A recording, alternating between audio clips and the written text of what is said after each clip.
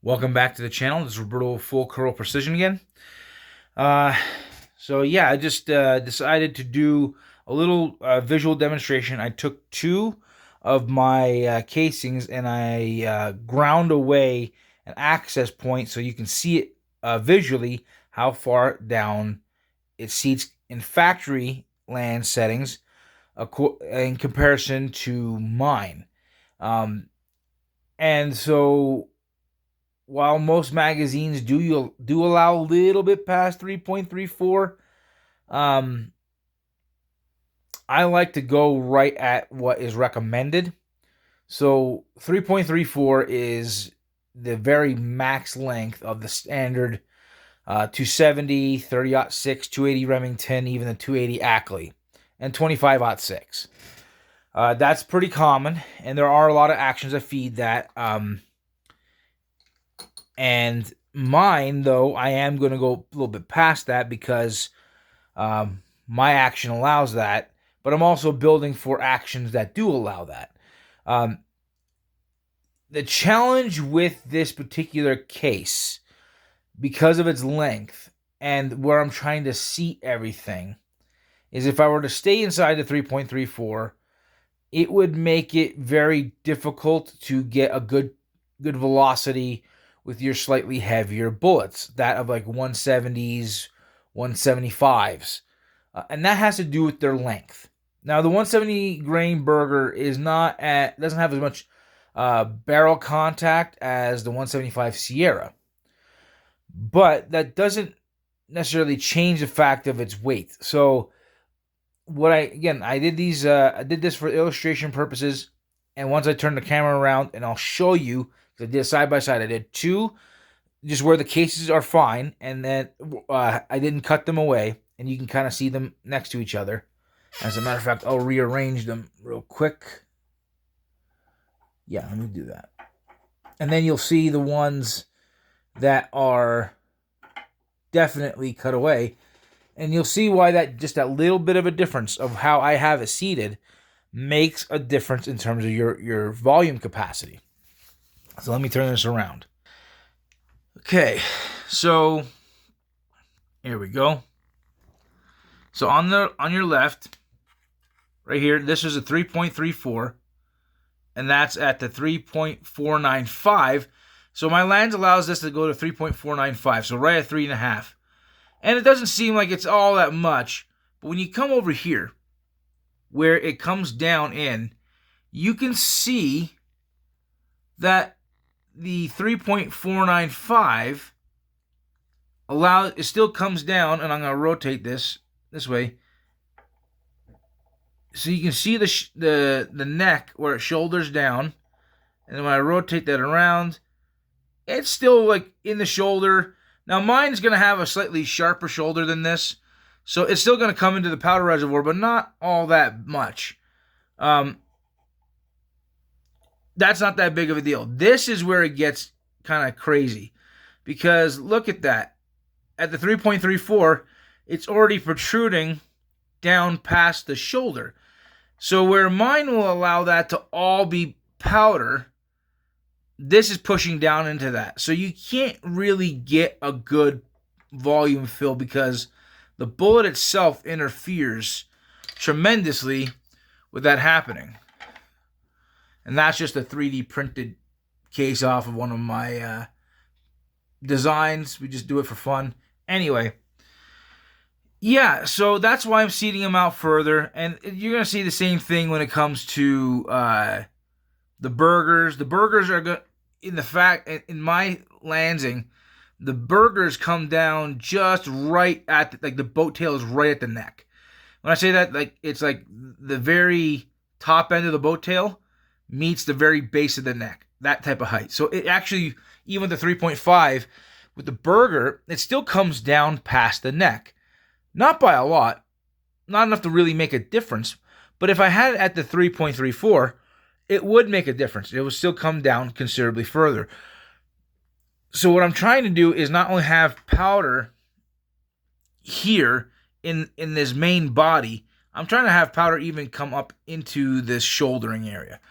maximizing the efficiency of what's there. And so if I can do that, that works out really good. But again, if I were to take this and then take that, and I'll pull it up here, this fits inside my action of my Bergara. So the one on the right. So that sits inside the magazine and the action, and I put 4 of these in. Again, these are dud loads, and I just wanted to see if it would feed and go in and out. It did so just fine. So there are rifle options available where this will work. Are all actions going to be that way? No. But there are plenty that do have that. The Bergaras do. I'll have to go back and remeasure the CVAs, but because Bergara is the one who makes a lot of the stuff for CVA, I believe they use a lot of the same specs. I'll have to go back and measure it again, but it doesn't take much to find an action that qualifies for it. So again, Bergara, Ruger Americans do it, Savage for sure. Let's see, Browning, because Browning actually did I think it was in the X-Bolt. They did an X-Bolt where they seated the bullet out to 3.5 inches, and it was the Sierras. And they did it with a 1 7.5 twist. So you can take a standard 270 and do that, but it wasn't great velocities. So, and then Weatherby 307 uses an MDT stock. They have a very big opening at the bottom. And the reason why they did that, they went with the 1 action for long action, and they just swap out the bolt head. And so you can go from standard size to Magnum. So that's kind of the nice part about some of these more affordable actions, is you could even take something that, if it doesn't fit in, let's say, your standard action, there are actions available where you can literally just go to a Magnum length action, which is 3.6, and just swap the bolt head, and you're good to go, and it fits this. Now, eventually, the plan is to get this into the hands of those who want to manufacture it. Right now, it starts off as a custom. That's true. Anytime you're doing a Wildcat and trying to develop something new, it's gonna be a custom. But the plan is to eventually get it to where it is brought to market, in which case rifles will be already set up for it, so it'll be easy. And then the nice part about that is if you have an action that's already set up for it, it's easy to convert to anything else too. 30-06 standard 270, 25-06, anything like that. For the guys who are like, well, what about, I want to stay within an action, let's say like a Tikka tends to be a little bit shorter. What if I want to stay inside that? Well, I got something else that would work well with it. This is not our only iron in the fire. It's just that not everything can happen all at once. I need to be able to prove this concept first. And so you're going to have to be patient in the meantime. But here's the thing. I'm not saying that this is nothing negative against Tikka at all. I'm just saying, and don't lose your minds, there are plenty other actions to build on. It's okay if you go and try something different. I've had tremendous success with the Weatherby 307s. Same thing with the Bergaras. Savage is pretty easy to build on. There's a lot to do there. So yeah, and they're affordable. They're not that hard. Like you can go online right now. I can't remember which website it was, but you can buy a Savage 110 action for like $400 to $450, something like that, brand new. They're common. If you don't want to spend that much money, there's the Savage Axis. They're like $300. There's plenty of good actions out there. And let's see, anything that's also built on the Remington 700 platform. So I'll have to double check, but I believe the Howas, the Weatherby Vanguards and the Smith & Wesson 1500s all use the same action. So that would be probably a good one to build on, just kind of measure it out. So yeah, there are options here. And even if you're left-handed, the nice part about, Savage, they make a lot of left-handed stuff. Browning. There you go. You can get a Browning action. You just rebarrel it. There's plenty of ways to do this. Winchester as well. So there are options. And but the overall thing is, and I've explained it in the previous video, from last night, was, again, when I talked about affordability, I wasn't saying that this is going to be, $20 a box cheap or $15 a box cheap. I mean, the thing is, any good hunting round, a box of 20 is going for about $30 to $40 on average anymore. It doesn't matter if it's a 308, a 6.5 Creedmoor, a 243, 25-06, 30-06, 270. They're already going for that. What I'm trying to do is stay within that range. So, I mean, because here's the thing. Again, if you have the option of something that gives has a wider variety of bullets it can throw, and basically the same type of rifles, same type of cost, but you're getting the extra 100 to 150 feet per second out of it without having to go into a Magnum. That's the thing. If you're looking at two rifles that are already $750, they're right in front of you, and you're gonna buy one anyway. And then you go to the ammo shelves and you look at it and go, oh, here's a standard 270 and here's a 27 Ibex. Okay. And their difference is like I said, maybe $2 a box difference. You're not talking significant. I mean, I can see why people would want to avoid it if you're going from $40 a box to $80 a box. That's why I don't own a 280 Ackley Improved. Factory loadings for them are really expensive, not to mention typically the rifles themselves are pretty expensive. So if I'm going to go there, and let's say I want to buy an affordable rifle option, and because the nice part, again, with the Rugers and with Weatherbys are the XPs, the Weatherby 307 Range XP, I think is something like $1,100 to $1,150, maybe $1,200 at the most. Are they the most budget friendly? No, but at the same time, they're not a $2,000 rifle. They're not unreasonable to get. So you can have a good quality rifle. The Rugers already allow for it. So, building something is not going to be ultra difficult, because the nice part about the Rugers is they have an absolute buttload of aftermarket support. And that's a good thing. So if you're trying to do custom, there's that.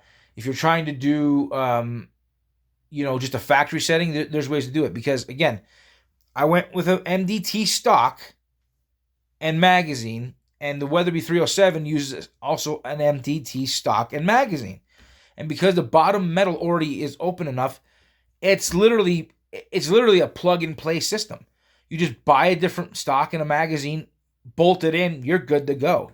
And then the same thing with the barrel. I mean, those are factory going to be a 1 in 10 twist.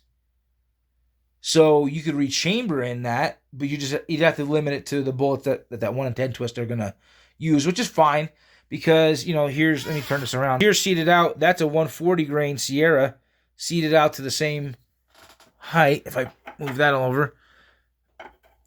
So there you go. 175 and 140 grain. So they both seat into the neck really well. So that's an option there. So this will work great in the 1 in 10. Here's a 150 grain Nosler AccuBond long range. I use these out of my rifle. They do. My wife and I, with hand loads using this bullet this year, this past season. We killed 6 whitetails, and I got my first elk with it. So those are good options. And yes, there is gonna be a few 130 grain options that are gonna be available that will work in this. And yeah, I was asked the question whether or not I'm gonna end up going with any solids. The answer is yes. It's just I'm trying to slowly build it up what I'm gonna be loading with. One that I'm actually really looking forward to trying is the 155 grain Barnes LRX. I think that would be a really good bullet. I know Hammer makes a few different options, and then Nosler E-tip. Those are going to be really good bullets. So yeah, I plan on having a more variety with it. You're going to have your classic partitions that'll be able to be used in this, like a 140, 150 grain Nosler, and even 160 grain Nosler partition. There's a whole plan here with this. It's just by switching from a classic shoulder, let me turn it, from something like this to something like that, you're going to be able to hold a lot more powder into it. Now, this is, again, I'm resizing this. I made it expand way too much. When I make, with the adjustments we're doing to fix that in the tool, and yeah, we're fixing it because it didn't come out exactly what I was hoping. It was expanding way too much, making the walls too thin. I didn't like it. That's not how I want it to be. But it'll be easier with the readjustment to fireform any quality of brass that you choose. And that's kind of the whole point too. I was recommended to go and try Peterson, try Norma, try these higher end brass, and I am planning on doing that. But at the same time, for not everyone who has to say they want to spend that much money on it, you should be able to go buy a box of like Federal Power Shocks, shoot them through, and have it come out fire formed, and have it be a reliable way to do it. So yeah, there's plenty of ways to do this. I want it to be affordable. Again, is it going to be like ultra cheap? No, because nothing is ultra cheap anymore. I can't completely change the market. I don't have that kind of power. But as a whole, yeah, this is going to definitely be a benefit to a lot of folks, being able to throw heavier bullets. And right now my twist rate is a 1 in 7. Because I was going with 5R, and the barrel maker that I chose only offered the 5R and 1 in 7. Yeah. So anyway, that's all I have for tonight. Please like, subscribe, share, comment, and I appreciate all the support, and we'll talk to you again.